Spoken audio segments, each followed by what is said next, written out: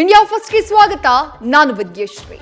ಶಾಂತಿಯ ತೋಟದಲ್ಲಿ ಕೋಮು ಕಲಹ ಸುಳಿವು ಬಿತ್ತಿದಂತಹ ಹರಿಪ್ರಸಾದ್ ಕೋಮು ಗಲಭೆಗೆ ಬಿಜೆಪಿ ಫತ್ವಾ ಹೊರಡಿಸಿದೆ ಅಂತ ಬಾಂಬ್ ಎಸೆದಿದ್ರು.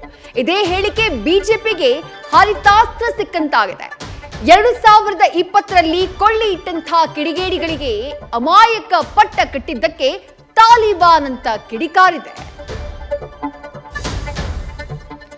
ಮಂಡ್ಯ ಅಂದ್ರೆ ಅದು ರಣ ರಾಜಕಾರಣ. ಈ ಸಲ ಕಮಲಾ ತೆನೆ ಮೈತ್ರಿ ಸುಮಲತಾರನ್ನ ಕವಲು ದಾರಿಯಲ್ಲಿ ನಿಲ್ಲಿಸಿದೆ. ಇದೇ ಹೊತ್ತಲ್ಲೇ ಎಚ್ಡಿಕೆ ಫಾರ್ಮ್ ಹೌಸ್ಗೆ ಧೂತನ ಆಗಮನ ಆಗಿದೆ. ಹಳೆ ಶತ್ರುವನ್ನ ಮಣಿಸೋಕೆ ಸ್ವಾಭಿಮಾನಿ ಸಂಸದೆ ಭೇಟಿಯಾಗ್ತೀನಿ ಅಂತ ಎಚ್ಡಿಕೆ ಅಚ್ಚರಿ ಮೂಡಿಸಿದ್ದಾರೆ. ಗೋಕಾಕ್ ಸಾಹುಕಾರ್ಗೆ ಹಳೆ ಸಾಲವೊಂದು ಬೇತಾಳನ ರೀತಿ ಹೆಗಲೇರಿದೆ. 420 ಕೇಸ್ನಲ್ಲಿ ರಮೇಶ್ ಜಾರಕಿಹೊಳಿ ವಿರುದ್ಧ ಎಫ್ಐಆರ್ ದಾಖಲಾಗಿದೆ.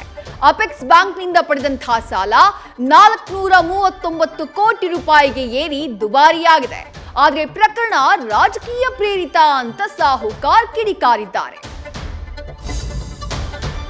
ಧರ್ಮದ ಪರಿಧಿಯೊಳಗೆ ಬೆಳಗಾವಿಯಲ್ಲಿ ಗೂಂಡಾಗಿರಿ ನಡೆದಿದೆ.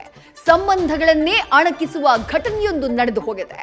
ಕುಂದಾನಗರಿಯಲ್ಲಿ 17 ಮುಸ್ಲಿಂ ಯುವಕರು ನೈತಿಕ ಪೊಲೀಸ್ಗಿರಿ ನಡೆಸಿದ್ದಾರೆ. ಈ ಸಂಬಂಧ 7 ಮಂದಿಗೆ ಕೋಳ ಬಿದ್ದಿದೆ. ಸಂತ್ರಸ್ತರನ್ನ ಈಶ್ವರಪ್ಪ ಭೇಟಿಯಾಗಿದ್ದಾರೆ. ಹಾಸನ ತಾಯಿ ಮಕ್ಕಳ ನಿಗೂಢ ಸಾವು ಕೇಸ್ಗೆ ಟ್ವಿಸ್ಟ್ ಸಿಕ್ಕಿದೆ.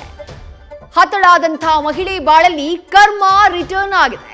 ಅಗ್ನಿ ಸಾಕ್ಷಿಯಾಗಿ ಕೈ ಹಿಡಿದ ಪತಿಗೆ ದೋಖಾ ಮಾಡಿದ್ದಂತಹ ಈ ರೀಲ್ಸ್ ರಾಣಿ ಹೊಸ ವರ್ಷದಂದು ಪರ ಪುರುಷನ ಜೊತೆ ಪ್ರಣಯ ಗೀತೆ ಹಾಡಿದ್ಲು. ಇವರಿಬ್ಬರ ಲಿಂಕ್ ಇಂಟ್ರೆಸ್ಟಿಂಗ್ ಆಗಿದೆ.